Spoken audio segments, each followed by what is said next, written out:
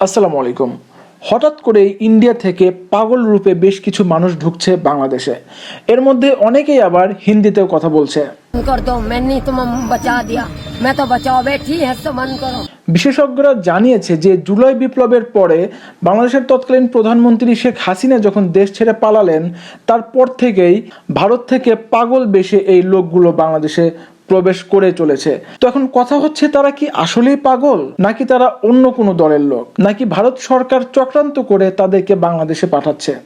তো এই প্রশ্নের উত্তর এখন পর্যন্ত আমরা পাইনি এবং এই প্রশ্নের উত্তর কেউই জানে না। তো সম্মানিত দর্শক শ্রোতা, আপনার পাশেও যদি এরকম ভব ঘুরে অথবা পাগল ঘুরে বেড়ায়, আচমকা তাকে বিশ্বাস করতে যাবেন না। কারণ হতে পারে সেই লোকটিও ভারত থেকে আসা, আবার এমনও হতে পারে যে ভারত থেকে গোয়েন্দা বিভাগের কিছু লোকজন বাংলাদেশে ঢুকে বাংলাদেশের উপরে তদন্ত চালাচ্ছে।